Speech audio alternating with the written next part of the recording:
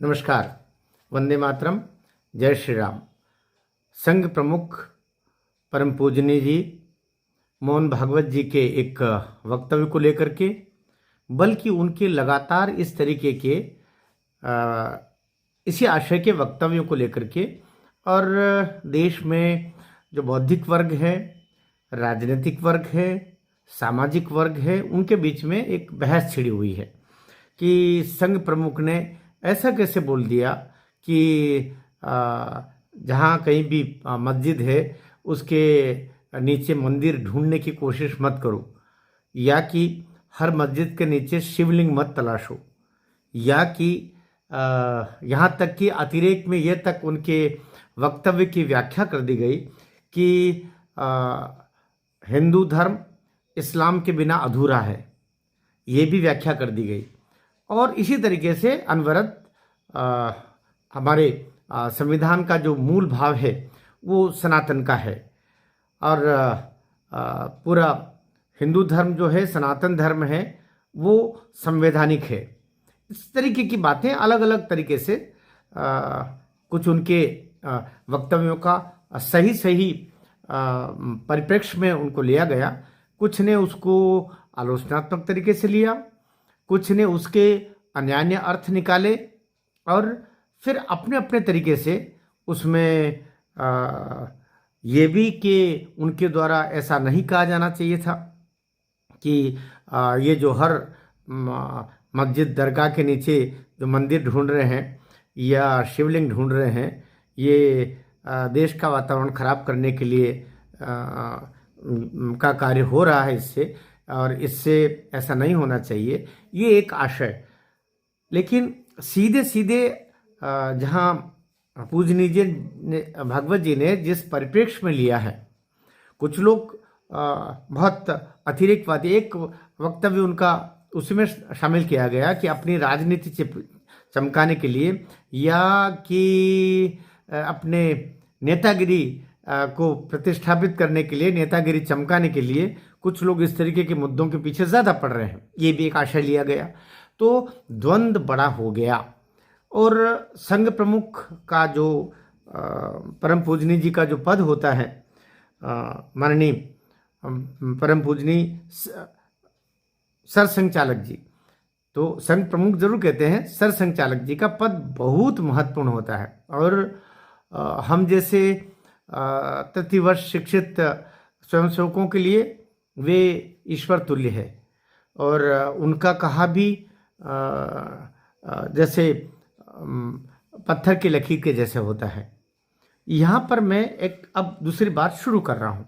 यहाँ तक तो जो समझने वाली बात है वो बात आती है, लेकिन मैं हरदम बोलता हूँ कि मेरे वीडियो में, मेरे वक्तव्य में लेकिन की बात जो बात शुरू होती है, वहीं से वीडियो का सही सारांश शुरू होता है, सही अर्थ शुरू होता है।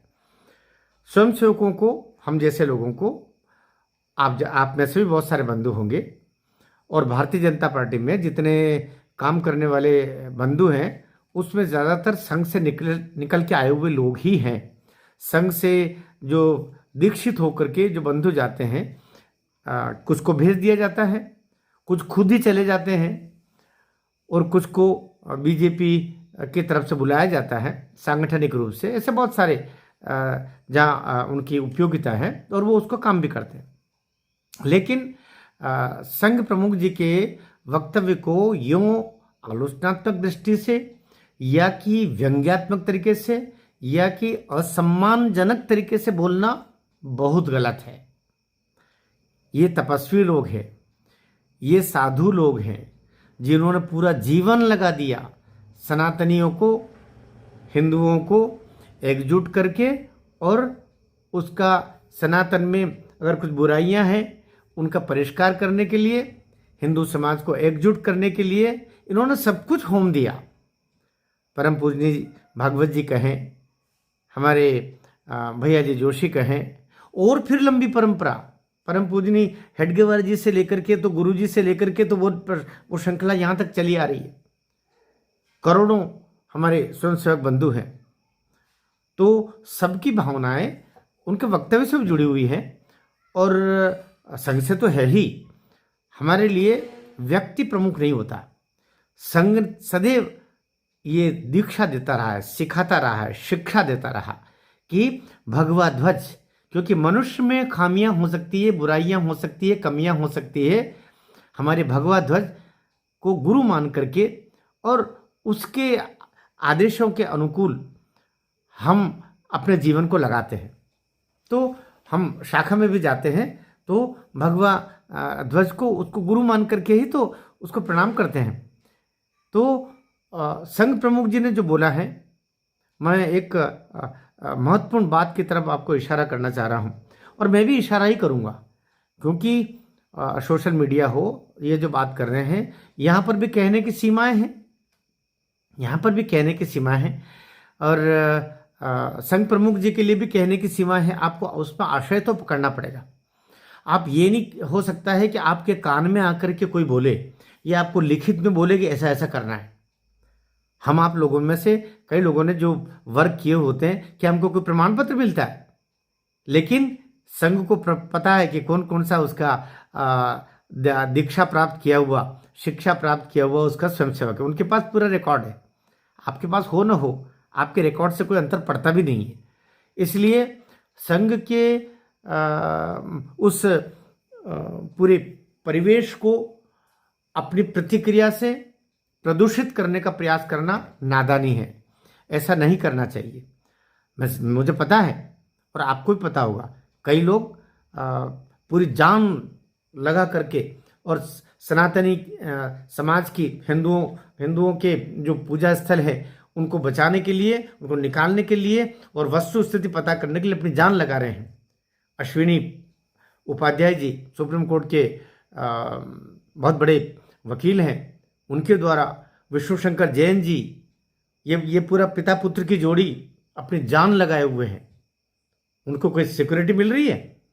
वो जो Z+ और Y+ और A+ और B+ और करते रहते हैं, हमें हमारे नेताओं को देखो आप, उनके कुछ तो भी मुंह से बोल देना। हमारे माणिक वर्मा बोला करते थे कि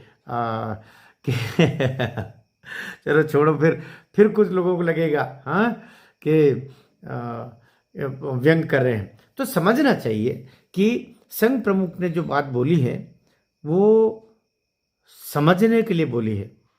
आप जानते हैं, जब हम वर्क करते हैं, खास तौर से 33 वर्ष के हुए जो बंधु रहते हैं जो संगठन के काम ही आते हैं, मैंने भी 33 वर्ष किया है, जो संगठन में, क्योंकि वो आखिरी है, संघ की आखिरी जो दीक्षा है, शिक्षा है, वो संघ का 33 वर्ष करना है, जो नागपुर में ही होता है। वहाँ पर आपको क्या बोलते हैं, और बार बार बोलते हैं, आप वो 3 दिन का, 7 दिन का, प्रथम वर्ष, द्वितीय वर्ष, तृतीय वर्ष आप करें, आपको एक ही बात बोलते हैं कि संघ कुछ नहीं करेगा और स्वयंसेवक सब कुछ करेगा। इसका आशय क्या है? इसका आशय वही है, आपको जो लग रहा है सनातन के लिए, राष्ट्र के लिए काम करिए ना। आपका संघ प्रमुख जी आके हाथ पकड़ रहे हैं, आपको नागपुर से कोई आकर के 4 लोग आकर के आपके मुंह पर टेप लगा रहे हैं। आपको जो बोलना है बोलिए, आपको जो करना है करिए। आपको लगता है कि ये यहाँ पर कुछ गलत हुआ है, हमारे पुरखों के साथ गलत हुआ है, हमारे पूजा स्थल के साथ गलत हुआ, तो आप आगे बढ़िए। आपको संघ या संघ प्रमुख रोकने के लिए नहीं बैठे हुए। जैसा कहा गया है, स्वयंसेवक सब कुछ करेगा, करो ना भाई। संघ कुछ नहीं करेगा, संघ तो कुछ कर भी नहीं रहा। और ये भी बात ध्यान रखिए, आप जब उलझोगे, संघ आपको वहां तक बचाएगा जहां तक उसके बचाने की सीमा है। जब लगेगा आपने संघ की परिधि से बहुत बाहर जाकर के और वैचारिक रूप से भी आपने ऐसा काम किया जो उचित नहीं था या बहुत ज्यादा उचित नहीं था, तो फिर आपके लिए मुश्किल होगी। ऐसी लड़ाइयां फिर अकेले को लड़ना पड़ती है। इसलिए अगर संघ प्रमुख ने कहा है, कर्नाटक में अभी 3-4 दिन पहले एक हमारे हिंदू भाई को एक दुष्ट अधर्मी विधर्मी ने कुल्हाड़ी से उसको काट दिया, गर्दन काट दी, है ना, खत्म कर दिया। उसको बचाने के लिए या उसकी प्रतिक्रिया में हिंदू समाज ने क्या किया? हिंदू समाज हर टकटकी लगा के पुलिस की तरफ देखता है, हिंदू समाज टकटकी लगा के सेना की तरफ देखता है। ये जितने काम हो रहे हैं, ये जितने सर्वे हो रहे हैं, या सर्वे के लिए कोर्ट में जा रहे हैं, कहाँ जा रहे हैं आप? या तो उत्तर प्रदेश में जा रहे हैं, राजस्थान में जा रहे हैं, मध्य प्रदेश में जा रहे हैं। सर्वे के लिए कर्नाटक में क्यों नहीं जा रहे? सर्वे करवाने के लिए आप तमिलनाडु में क्यों नहीं जा रहे? सर्वे करवाने के लिए आप केरल में क्यों नहीं जा रहे? सर्वे करवाने के लिए कि यहाँ पर नीचे मंदिर है, हम सर्वे करवाएंगे, पश्चिम बंगाल में क्यों नहीं जा रहे? आप वहीं जा रहे हो जहाँ भारतीय जनता पार्टी का शासन है। कटु सत्य बोल रहा हूँ, क्षमा करना, और स्वयं सेवक होकर बोल रहा हूँ। मैं परम पूजनीय जी की तरफदारी करने वाली मेरी औकात नहीं है। मैं ऐसी ज़रूरत ऐसा सोच भी नहीं सकता। लेकिन उन्होंने जो कहा है वो ये कहा है, संभल करके, समझदारी से, सब सोच करके, आगे की दूरदृष्टि रखते हुए, क्योंकि आज 15-20 करोड़ विधर्मी लोग इधर उधर होंगे। क्या उनको आप प्रशांत महासागर, हिंद महासागर में, बंगाल की खाड़ी में फेंक दोगे? रहना तो साथ में पड़ेगा ना भाई, रहना तो साथ में पड़ेगा। आज से 20 साल पहले, 15 साल पहले हम भगवान राम जन्मभूमि के लिए भी जब मुक्ति की बात कर रहे थे तो कई लोगों को बड़ा हिंदुओं को ज़्यादा बड़ा अटपटा और लगता था कि ये बड़े ही वैमनस्य फैलाने वाले लोग हैं। लेकिन आज धारा बदली, आज लोगों को समझ में आ रहा है कि ये गलत हुआ है और ठीक होना चाहिए। ठीक इस तरीके से शनि शनि और कई सारे मुस्लिम बंधु भी पहले, आज से 20 साल पहले कल्पना करो, जरा सा किसी को आता तो वो धर्मांतरण का ऐसा हो गया, ऐसा ऐसा करके उसको घर वापसी कर दे और बड़ी मीडियाबाजी होती थी। अब रोज सैकड़ों मुस्लिम बंधु हिंदू समाज में, हिंदू सनातन धर्म में बड़े भगवा वस्त्र धारण करके और अपना त्रिपुंड लगवा करके और जनेऊ धारण करके और हिंदू धर्म में वापसी कर रहे हैं। किसी को कोई अब आश्चर्य लग रहा? नहीं लग रहा ना? इसलिए प्रतीक्षा कीजिए। कभी कभी प्रतीक्षा बहुत बड़ा उपचार होता है। ये हमारे बंधु है, क्षमा करना, फिर कुछ लोगों को अटपटा लगेगा। ये लोग हैं कौन? ये वही लोग हैं जिनके पूर्वज हिंदू ही थे। ये वही बंधु हैं जिनके पूर्वज हिम्मत हार करके और उन्होंने पूजा पद्धति बदल ली। नहीं तो उनके पूर्वज और हमारे पूर्वज तो साथ साथ मंदिर देव दर्शन के लिए जाया करते रहे होंगे। बस उनके पूर्वज हिम्मत हार गए तलवारों के सम्मुख, आतताइयों के सम्मुख, और उन्होंने इस्लाम कबूल कर लिया, इस्लाम स्वीकार कर लिया, पूजा पद्धति बदल ली। लेकिन भीतर जो खून दौड़ रहा है वो तो सनातन का ही है ना। इसीलिए तो लौट करके आ रहे हैं वापस। उनके लौट करके आने की प्रतीक्षा भी करनी चाहिए, स्वागत भी करना चाहिए, उनको आत्मसात भी करना चाहिए। न कि हमें उनको बिल्कुल ही दुश्मन मान करके, दुश्मन अगर मानते हैं तो एपीजे अब्दुल कलाम को आप दुश्मन मानोगे? इस देश में कई सारे ऐसे मुस्लिम बंधु भी हुए जिन्होंने अपने आप को, मैं कहता हूं कि ये सिद्ध किया कि वे 100 सनातनियों से बढ़ करके हैं। तो आपका हृदय बड़ा होना चाहिए, आपकी वैचारिक शुद्धता भी होनी चाहिए, आपके अंदर भी समर्पण भाव होना चाहिए।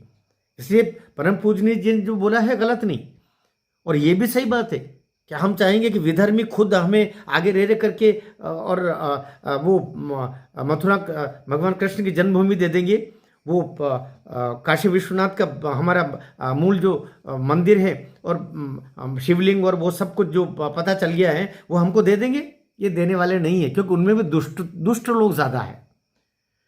और कहते हैं ना कि जो धर्मांतरित हो जाता है ना वो ज़्यादा कट्टर हो जाता है। इनके अंदर भी कट्टरता का समावेश करवा देगा, और इसको कट्टरता को समावेश करवाने में कांग्रेस का योगदान है। ये पहले जिन्ना ने जो काम किया, ये जिन्ना की जो दुरात्मा है वो कांग्रेस के अंदर घुस चुकी है, और अब जिन्ना ने जो काम किया था वो कांग्रेस कर रही है। इसलिए बहुत सतर्क रहने की, सजग रहने की, बड़ा हृदय रख करके और सुरक्षित तरीके से जहां कानून सम्मत काम आपको करना है करिए ना। जो अगर अश्विनी भाई कर रहे हैं ठीक कर रहे हैं, विष्णु शंकर जी जैन कर रहे हैं ठीक कर रहे हैं, हमारे बाबा सत्यनारायण मौर्य कर रहे हैं ठीक कर रहे हैं। जितने बंधु आगे बढ़कर के कार्य कर रहे हैं सही निष्ठा से सनातन की सेवा करने के लिए आगे बढ़ करके उनके साथ खड़े होइए, कोई दिक्कत नहीं, खड़े होना भी चाहिए। लेकिन परम पूजनीय जी जो बोला है उसका केवल एक अर्थ निकाल करके और उनके पीछे अपने धारणाएं बना लेना सही नहीं है। संघ, क्योंकि संघ के लिए हम सब बच्चे हैं, संघ के हम परम पूजनीय जी की सब संतानें हैं। इसलिए अगर आज करोड़ों करोड़ जो स्वयंसेवक है वे उनकी सबकी भी चिंता करते हैं। इसलिए कर्नाटक में जो दुष्टता होकर के और हुआ। एक कारण नहीं, ऐसे बहुत सारे कारण मिलते हैं। संघ तो 1978 में भी था, जब संभल में करीब 182 हिंदुओं को खड़े रख करके और उनको जला दिया गया। ये हुआ था ना, संघ तो था ना। लेकिन हम हिंदू समाज एकजुट नहीं था। संघ वही कह रहा है, आप एकजुट रहिए और धीरे से, समझदारी से आगे बढ़िए। कानून सम्मत जो उपचार होता है अवश्य कीजिए। अपने समाज के साथ एकजुट रहिए, हिंदू समाज के साथ एकजुट रहिए। संघ तब आपको बचाने आएगा जब, और हमको तो स्पष्ट बोलते हैं, कोई भी ऐसे आंदोलन होते हैं, धार्मिक आंदोलन, धार्मिक मतलब सनातन के लिए, तो समाज को आगे आने दीजिए। स्वयं सेवक सबसे पीछे खड़ा रहेगा और उसको पूरे उस आंदोलन को बचाएगा, उसको सही दिशा देगा, न कि स्वयं आगे आकर के पहुंच जाएगा। इसलिए यह सत्य है। इसलिए संघ की सोच, परम पूजनी जी की सोच बिल्कुल सही है। उन्होंने जो बोला है उसका भावार्थ ग्रहण कीजिए और आग में लपटों में कूद करके और खुद को स्वाहा करने के बजाय उनको स्वाहा कीजिए जो सनातन को स्वाहा करने की प्रयास में लगे हुए हैं। भारत माता की जय।